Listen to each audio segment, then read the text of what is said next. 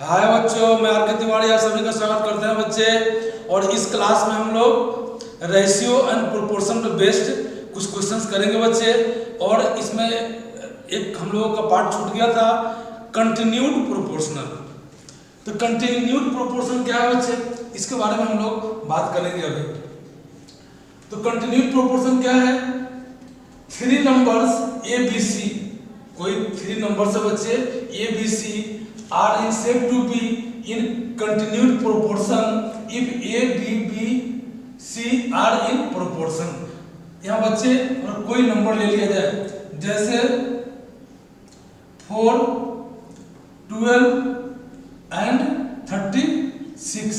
अगर ये तीनों नंबर बच्चे कंटिन्यूड प्रोपोर्शन में है तो प्रोपोर्शन में क्या होगा बच्चा?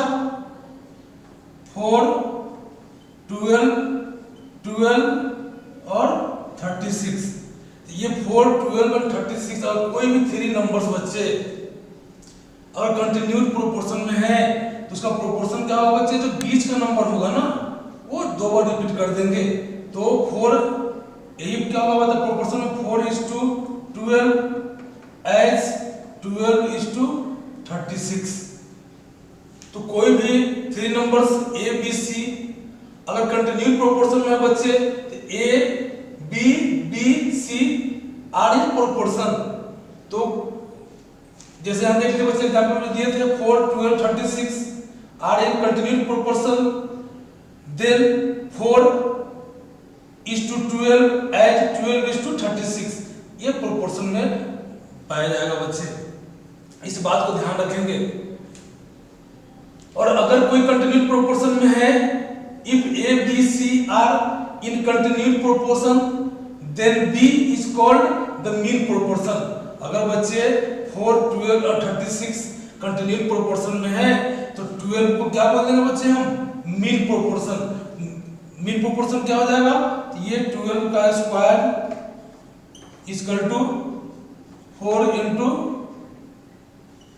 36। ये बच्चे ये रिलेशन होता है, जो बीच वाला पार्ट होता है जिसको बी बोलते हैं, जो रिपीट करता है उसका स्क्वायर क्या होगा?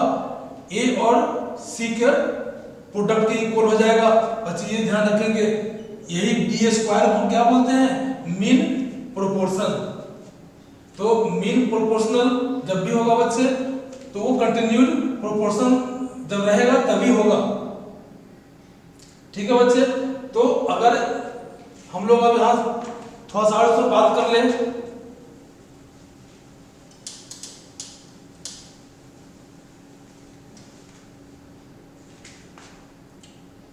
A is to B as B is to C। ये बेटा क्या है? कंटिन्यूड प्रोपोर्शन में है, क्योंकि देख रहे हैं B क्या है? रिपीट कर रहा है। तो अभी हम देखे हैं कि A B C कोई थ्री नंबर्स हैं, अगर वो कंटिन्यूड प्रोपोर्शन में होंगे तो A B B C are in proportion.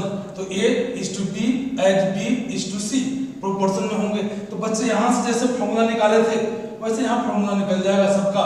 अब जैसे ए का फॉर्मूला निकालना होगा, a first term, second term, third term, fourth term, जैसे प्रोपोर्शन में भी हम पढ़े थे पिछली क्लासेस में।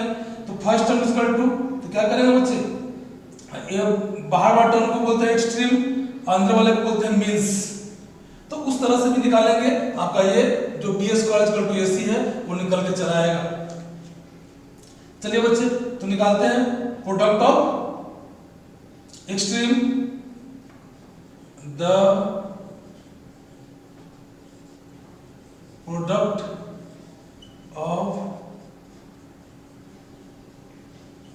extremes is equal to the product of means।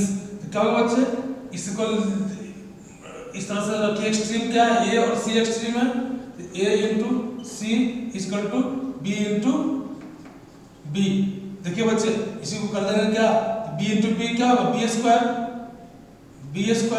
Equal to AC। इसी को बच्चे क्या बोलते हैं हम लोग? Mean proportional. अब यहाँ बच्चे को निकालना है, अगर इससे निकालना हो क्या? A का वैल्यू निकालना है तो क्या करेंगे?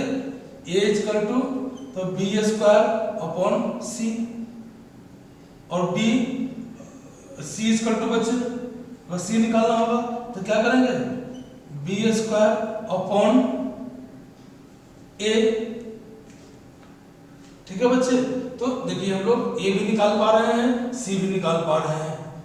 तो कंटिन्यूड प्रोपोर्शन जब क्या होगा, कोई 3 नंबर्स दिया रहेगा तो उसी का प्रोपोर्शनल में क्या लिखेंगे, 20 वाले नंबर को रिपीट कर देंगे, तो आपका क्या हो जाएगा, प्रोपोर्शन में आ जाएगा। और प्रोपोर्शन में जब चला आएगा कंटिन्यूड प्रोपोर्शन, तो आप आराम से बात कर पाएंगे मीन प्रोपोर्शन का।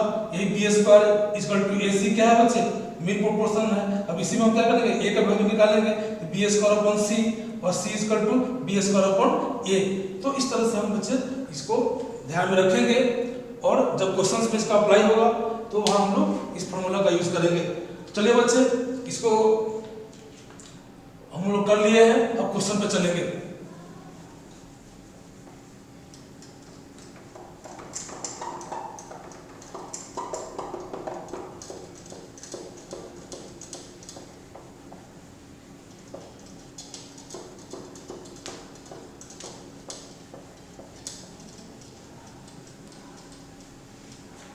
चलिए बच्चे, तो क्वेश्चन को देखते हैं। क्वेश्चन फर्स्ट क्या है आपका, right the ratio 24:44 in simplest form. Simplest form का बता चुके हैं बच्चे, तो यही आपका रेशियो है 24:44। और इसको फ्रैक्शन लिख दीजिए बच्चे, 24/44। और इसका बच्चे क्या करना, सिंपलेस्ट में लिखे। तो फ्रैक्शन में आपको सिंपलेस्ट करना सिखा रखे हैं, ये दोनों का एचसीएफ निकाल लीजिए, और उस एचसीएफ से क्या करेंगे, न्यूमरेटर और डिनोमिनेटर को डिवाइड कर देंगे, तो सिंपलेस्ट फॉर्म में चला आएगा बच्चे। वही रूल्स यहाँ भी अप्लाई होंगे, क्योंकि क्या है बच्चे, यह जस्ट लाइक फ्रैक्शन ही है। अब चलिए बच्चे, यह एक मेथड हुआ है, एचसीएफ निकाल लीजिए। अगर एचसीएफ नहीं निकाल पा रहे हैं तो क्या करेंगे बच्चे, आप छोटा छोटा करके काटिए। तो देखिए ये 2 से कट रहा है, ये 12, ये भी 2 से कट रहा है 22, फिर 2 से कट रहा है 11, ये 2 से कट रहा है 6। अब देखिए बच्चे, अब 6 और 11 में कोई कॉमन फैक्टर्स नहीं है, इसलिए क्या हो जाएगा इसका 6/11। तो आपका 6:11 जो हुआ बच्चे, ये 24:44 का क्या हुआ, सिंपलेस्ट फॉर्म में रेशियो का हुआ। जो रेशियो होगा बच्चे 24:44, इसका सिंपलेस्ट फॉर्म क्या हुआ, 6:11। एक तो ये छोटा छोटा काट के करके चलिए, नहीं तो फिर डायरेक्ट करना है तो एचसीएफ निकाल लीजिए बच्चे। तो एचसीएफ कितना होगा इसका, 24 और 44 का एचसीएफ बच्चे निकाल के देख लीजिए, 4 ऐसे होता है इसका। बाकी आप कर लीजिए, क्या करिए 24 से निकालिए, 1 जा 24, ये 0 यहाँ बच्चे 2। अब यहाँ देखिए 24 में फिर 1 जा लगाइए 20, आ गया 4 बच्चे। यहाँ पे क्या करेंगे, ये हो जाएगा 20, तो 4 5 जा 20। देखिए ये बच्चे क्या हुआ, एचसीएफ हो गया। अगर एचसीएफ निकाल के बनाएंगे तो भी कोई दिक्कत नहीं है। 24/44 क्या करेंगे, डायरेक्ट इसके दोनों के एचसीएफ से इसको डिवाइड कर देंगे, न्यूमरेटर डिनोमिनेटर को। तो 4 आया बच्चे, यहाँ डिवाइड करेंगे 4 से, तो देखिए क्या आ रहा है, ऊपर 6 और नीचे 11, तो 6:11। आराम से बच्चे हम लोग दोनों मेथड से कर पा रहे हैं। सिंपलेस्ट में कब कहेंगे रेशियो को, जब एंटीसीडेंट और कंसिक्वेंट, मतलब फर्स्ट टर्म और सेकंड टर्म में 1 के अलावा कोई कॉमन फैक्टर नहीं हो। जैसे देख लीजिए बच्चे, 6 और 11 में 1 के अलावा कोई कॉमन फैक्टर नहीं है, इसलिए इसको हम क्या बोलेंगे, सिंपलेस्ट फॉर्म में बोलेंगे। तो चलिए बच्चे, क्वेश्चन नंबर 1 कंप्लीट हुआ। अब क्वेश्चन नंबर 2 देखा जाए। क्वेश्चन नंबर 2 क्या है, find the ratio between 1 hour to 1 day. बच्चे रेशियो में ध्यान रखेंगे, पहले जो बोला जाएगा उसको एंटीसीडेंट पर रखेंगे, जो बाद में बोला जाएगा उसको कंसिक्वेंट पर रखेंगे बच्चे। तो चलिए लिखा जाए, द रिक्वायर्ड रेशियो,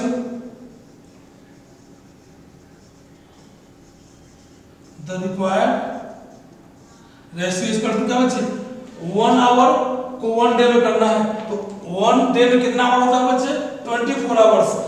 तो 1 आवर ऊपर रखिए, और 1 डे में कितना होता है 24 आवर्स, 24।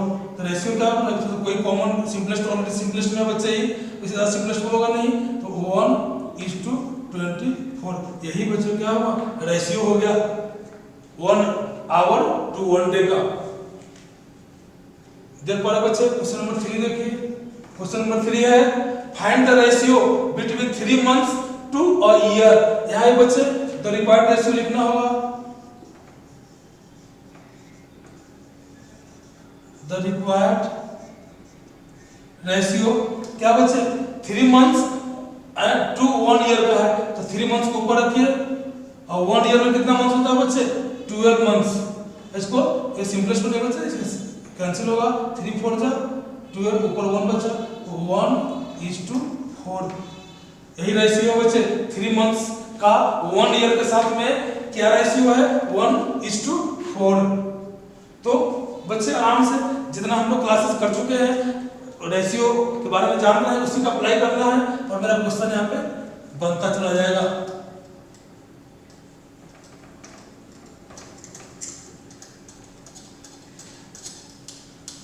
तो बच्चे मेरी जो क्लासेस है उसको एकदम कंटिन्यू देखें, तभी जा करके मैथ समझ में आएगा बच्चे। एकदम जीरो से आप लोगों को मैं मैथ सिखाया हूं, एकदम जीरो से बच्चे। और उस काम को हर क्लासेस को आप ध्यानपूर्वक देखें और प्रैक्टिस करें बच्चे। प्रैक्टिस करेंगे तो उससे आप अच्छा से कर पाएंगे बच्चे। क्वेश्चन नंबर 4 लिया जाए बच्चे। क्वेश्चन नंबर 4 क्या है, तो find the value of x if 2:3 equal to 4:x। बच्चे 2:3 इक्वल टू 4:x। इसमें x का वैल्यू फाइंड करना है बच्चे।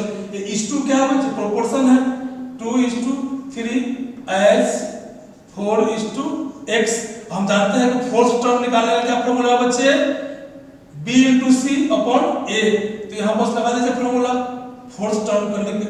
x क्या है बच्चे फोर्थ टर्म है, तो फोर्थ टर्म का फॉर्मूला जानते हैं क्या होता है बच्चे b × c अपॉन a। इसमें भरिए बच्चे, तो x फोर्थ टर्म क्या आपका x है और वैल्यू भर लीजिए। b कितना बच्चे 3 और c कितना है 4 और a कितना बच्चे 2। इसको सोल्व कर दीजिए, 2 4 जा 2 2 जा 4 हो गया बच्चे, कट गया 3 2 जा 6। तो x का वैल्यू कितना है बच्चे x 6, x का वैल्यू आ गया 6। क्वेश्चन नंबर बच्चे 5 find the value of x। Find the value of x 8/12 equal to 14 by x। इसका वैल्यू निकालना बच्चे। तो ये भी क्या है आपका, ये एक्चुअली रियल इसका फॉर्म क्या है 8:12 जहां इक्वल टू है बच्चे वहां आप क्या दीजिए प्रोपोर्शन का साइन दीजिए। ये 14:x यही ना बच्चे, इसी का वो फॉर्म है। उस फॉर्म में लिखिए 8/12 प्रोपोर्शन का इक्वल टू ये 14/x। बच्चे क्रॉस मल्टीप्लिकेशन करिए, इसका इसके साथ इसका इसके साथ, इसे इसे करिए बच्चे 8x और इसका ऐसे कर दीजिए 12 × 14। हमको x का वैल्यू निकालना बच्चे। x को इधर छोड़िए, 8 इधर मल्टीप्लाई में है, इधर जाएगा डिवाइड में चला जाएगा, 12 × 14/8। इसको मतलब सॉल्व करिए, 4 2 जा 8 4 3 जा 12। ये 2 से कर दीजिए बच्चे 7 कितना आ जाएगा 21। x का वैल्यू कितना है बच्चे 21। तो आप ऐसे करके भी क्रॉस मल्टीप्लिकेशन से निकाल सकते हैं बच्चे, और नहीं तो फिर फोर्थ टर्म निकालने का फॉर्मूला लगा दीजिए जो भी लगाए थे ऊपर वाले में b × c अपॉन a। तो b × c अपॉन a लगाएंगे तो भी निकल जाएगा x इक्वल टू बच्चे b × c, तो 12 × 14 b × c अपॉन a। ये लगाएंगे बच्चे डायरेक्ट आपका यहां से क्या होगा, ये कटेगा 2 और ये 3, ये कटेगा 7 7 3 जा 21। देखो बच्चे तो डायरेक्ट फार्मूला से भी आप निकाल सकते हैं, नहीं तो क्रॉस मल्टीप्लिकेशन करके भी आप निकाल सकते हैं बच्चे। तो इस प्रकार हम लोग रेशियो का यूज करते हैं क्वेश्चन को सॉल्व करने में। तो बच्चे हम लोग आज कुछ क्वेश्चन सॉल्व किए हैं और बचे हुए क्वेश्चन बच्चे हम लोग नेक्स्ट क्लास में सॉल्व करेंगे। इसी के साथ बच्चे मैं क्लास को यहीं पे समाप्त करता हूँ। गुड बाय बच्चे।